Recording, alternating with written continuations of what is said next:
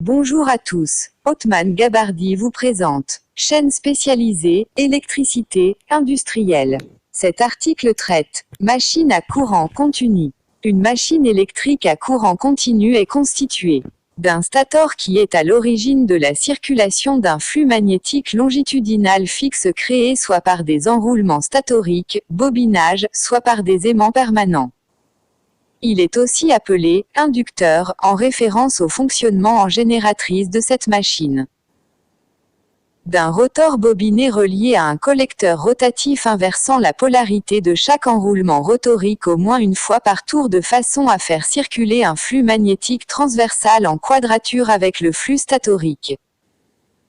Les enroulements rotoriques sont aussi appelés enroulements d'induit, ou communément, induits, en référence au fonctionnement en génératrice de cette machine. Constitution et principes physiques. Cependant, la machine à courant continu étant réversible et susceptible de se comporter soit en moteur, soit en générateur, dans les 4 cadrans du plan couple-vitesse, la distinction moteur-générateur se fait communément par rapport à l'usage final de la machine. Inventé par Zénobe Gramme et présenté à l'Académie des sciences, à Paris, en 1871, c'était au départ un simple générateur de courant continu, pour application galvanoplastique, par exemple, les accumulateurs étant onéreux. Machine à courant continu est une machine électrique. Il s'agit d'un convertisseur électromécanique permettant la conversion bidirectionnelle d'énergie entre une installation électrique parcourue par un courant continu et un dispositif mécanique, selon la source d'énergie. Machine de base ou machine à excitation indépendante. Animation de la machine à courant continu. Schéma de machine à courant continu vu en coupe latérale. La partie ronde en gris au centre est le rotor, qui tourne dans le sens anti-horaire. L'autre partie en gris constitue le stator. En fonctionnement moteur, l'énergie électrique est transformée en énergie mécanique. En fonctionnement générateur, l'énergie mécanique est transformée en énergie électrique, elle peut se comporter comme un frein. Dans ce cas, elle est aussi appelée dynamo. Le courant I, injecté via les balais au collecteur, traverse un conducteur rotorique, une spire rotorique, et change de sens commutation au droit des balais. Ceci permet de maintenir la magnétisation du rotor perpendiculaire à celle du stator. La disposition des balais sur la ligne neutre, c'est-à-dire la zone où la densité de flux est nulle, permet d'obtenir la force contre-électromotrice, FCEM, maximum. Cette ligne peut néanmoins se déplacer par la réaction magnétique d'induit, influence du flux rotorique sur le champ inducteur, selon que la machine travaille à forte ou à faible charge. Une surtension, due en partie à la mauvaise répartition de la tension entre lames du collecteur et en partie à l'inversion rapide du courant dans les sections de conducteur lors du passage de ces lames sous les balais, risque alors d'apparaître aux bornes de la spire qui commute et de provoquer la destruction progressive du collecteur. Pour pallier cela, c'est-à-dire compenser la réaction d'induit, et aussi améliorer la commutation, on utilise des pôles auxiliaires de compensation, commutation. L'existence du couple s'explique par l'interaction magnétique entre stator et rotor. Le champ statorique est pratiquement nul sur les conducteurs logés dans des encoches et n'agit donc pas sur eux. L'origine du couple reste la magnétisation transversale du rotor, inchangée au cours de sa rotation, rôle du collecteur. Un pôle statorique agit sur un pôle rotorique et le moteur tourne. Une manière classique mais simplificatrice de calculer le couple est de s'appuyer sur l'existence d'une force de Laplace, fictive créée par le champ statorique.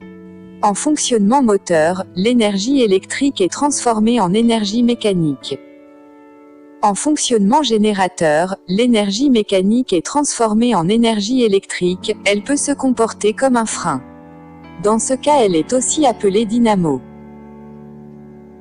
Sur le schéma, et agissant sur les conducteurs rotoriques traversés par le courant d'intensité qui résulte de cette interaction est identique en module pour deux conducteurs rotoriques diamétralement opposés, mais comme ces courants sont en sens inverse grâce au système balai-collecteur, les forces sont aussi de sens opposés.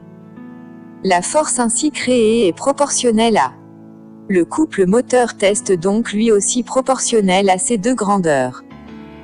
La tige conductrice traversée au rotor par le courant se déplace soumise au champ statorique. Elle est donc le siège d'une FCEM induite, loi de Lenz, proportionnelle à et à sa vitesse de déplacement, donc à la fréquence de rotation. L'ensemble de ces forces contre-électromotrices a pour conséquence l'apparition d'une FCEM globale. Aux bornes de l'enroulement rotorique qui est proportionnelle à S et à la vitesse de rotation du moteur. Pour permettre au courant de continuer à circuler, il faudra que l'alimentation électrique du moteur délivre une tension supérieure à la force contre-électromotrice induite au rotor. Schéma électrique idéalisé, en mode de fonctionnement moteur. Ce schéma rudimentaire n'est pas valable en régime transitoire. Sont respectivement les résistances du rotor, résistance de l'induit, et du stator, résistance du circuit d'excitation. Ce schéma correspond aux équations électriques suivantes. Au stator, loi d'Ohm, et le champ statorique vaut, la moins exacte des formules de ce paragraphe, car on ne tient pas compte des non-linéarités qui sont importantes et, de plus, on suppose que la machine comporte des enroulements de compensation, commutation qui rendent ce champ indépendant des courants rotoriques. En fait, on fait passer dans ces enroulements de compensation, commutation un courant tel qu'il crée un champ annulant le champ induit au niveau des balais. Ce courant est le courant passant dans l'enroulement d'armature car le champ de commutation doit varier de la même manière que le champ induit. Parenthèse fermante. Au rotor. D'autre part on a deux équations électromécaniques. La force contre-électromotrice, E, où oméga correspond à la vitesse de rotation, ou pulsation, en rad, S reliée à la fréquence, nombre de tours par seconde, par la relation F égale frac oméga. Le couple électromécanique, moteur ou résistant R. On peut montrer que c'est la même constante K, qui intervient dans les deux relations précédentes ce qui implique oméga ou puissance électrique utile, égale, puissance mécanique. Descriptif du fonctionnement. Imaginons une machine électrique alimentée par une source de tension constante. Lorsque le moteur tourne à vide, il ne fait pas d'effort, il n'y a pas besoin de fournir de couple, est très faible la vitesse de rotation est proportionnelle. Fonctionnement en moteur. Lorsque l'on veut la faire travailler, en appliquant un couple résistant sur son axe, cela la freine donc diminue. Comme reste constante, le produit augmente donc le couple augmente lui aussi et lutte contre la diminution de vitesse, c'est un couple moteur.